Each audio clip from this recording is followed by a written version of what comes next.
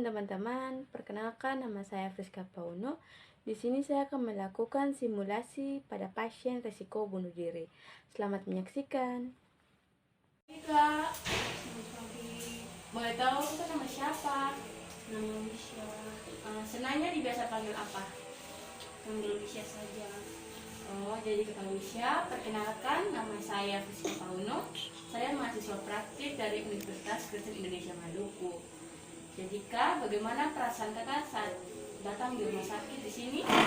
Saya merasa sesak. Terus kalau boleh tahu kabar Kakak hari ini bagaimana? Lumayan baik. Terus bagaimana pola tidur Kakak semalam? Saya kurang tidur karena saya banyak pikiran. Begitu ya. Jadi Kak, untuk mengatasi masalah Kakak itu bagaimana kalau hari ini kita berbincang-bincang sebentar? Apakah boleh? Boleh sus. Waktunya tuh diperkirakan 20 sampai 25 menit. Jadi tidak apa-apa kan Kak? Ya tidak apa-apa sus. Oke, jadi untuk mempererat hubungan kita berbicara berbincang-bincang, kita mulai ke ruangan sebelah. Boleh sus. Oke, mari. Jadi Kakak Misha, di sini dari masalah Kakak itu kita akan berbincang-bincang seputar benda-benda apa saja yang membahayakan Kakak. Kalau di kamar tuh, menurut Kakak ada apa saja di kamar yang tajam-tajam yang bisa menyakiti Kakak sendiri?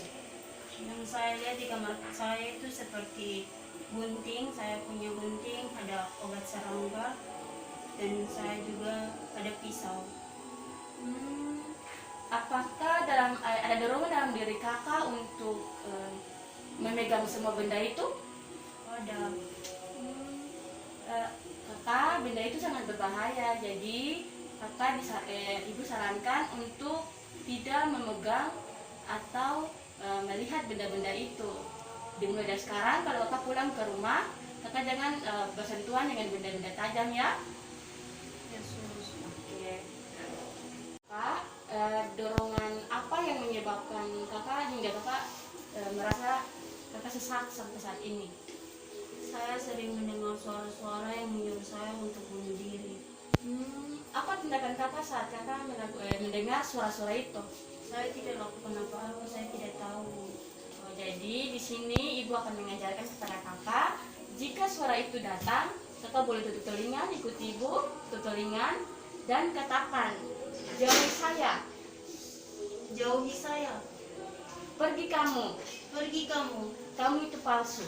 kamu itu palsu. Oke, Kakak boleh ulangi? Jauhi saya, pergi kamu itu palsu. Bagus sekali. Jadi jika suara itu datang, Kakak boleh melakukan yang ibu ajarkan tadi ya.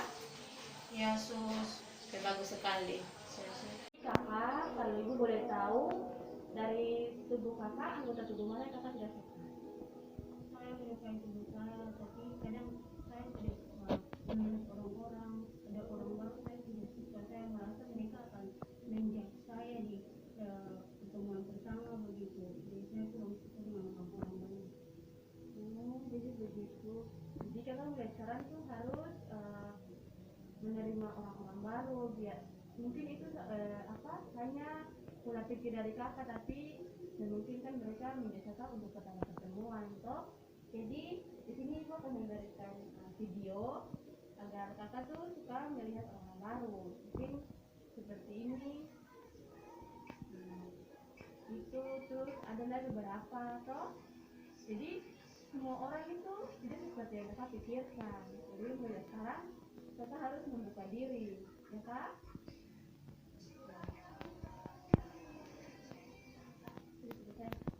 Jadi Kakak, ibu boleh tahu ketika Kakak mengalami masalah, apa yang Kakak lakukan? Saya biasanya tidur.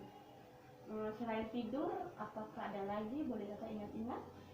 Saya sering membersihkan kamar saya. Jadi kalau Kakak sedang mengalami masalah seperti itu, Kakak bisa melakukan hal-hal yang membuat Kakak sibuk seperti yang tadi Kakak katakan.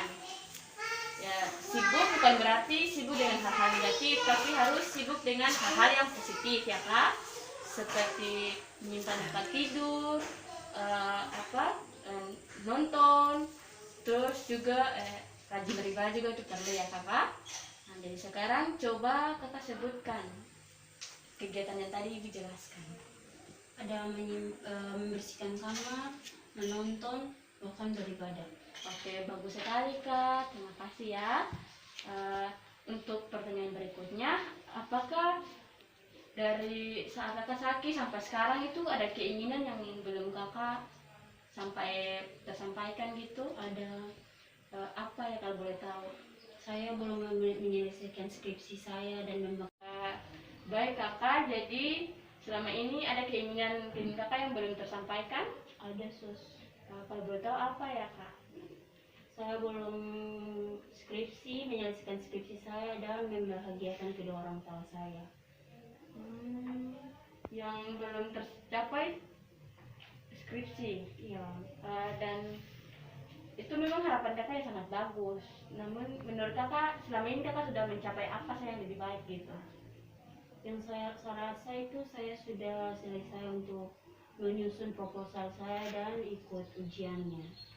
Jadi hanya halangan di skripsi ya kak? Iya, Jadi kakak memang kegagalan itu selalu ada. Namun dari kegagalan itu kakak harus berusaha lebih sabar, giat belajar, atau kakak agar skripsi terselesaikan dengan cepat dan kakak juga bisa wisuda dan membahagiakan orang tua ya kakak. Jadi kejar impian cita-cita tuh kejar saja, tapi tidak boleh melampaui batasan kakak.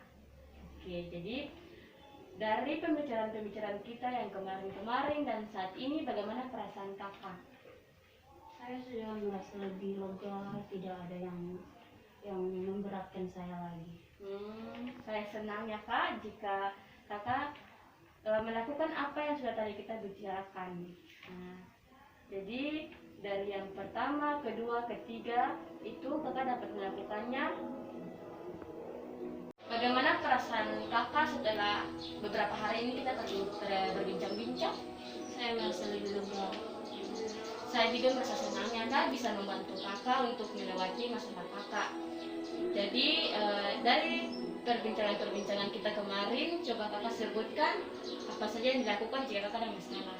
Jika ada masalah, saya akan merapikan tempat tidur saya, beribadah, bahkan menonton film. Baik kakak. Jadi selama kita tidak bertemu, kakak bisa melakukan hal-hal yang tadi kakak jelaskan untuk mencapai keinginan kakak, keinginan yang nyata untuk menyelesaikan skripsi kakak itu dengan baik. Jadi kakak mesti lebih sabar, lebih giat dan berdoa, jangan sampai menyerah. Sukses selalu ya kak untuk pengerjaan skripsinya.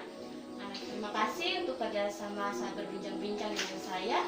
Jika ada keperluan, kakak bisa menghubungi saya di gas station. Oke. Sekian, permisi ya kak.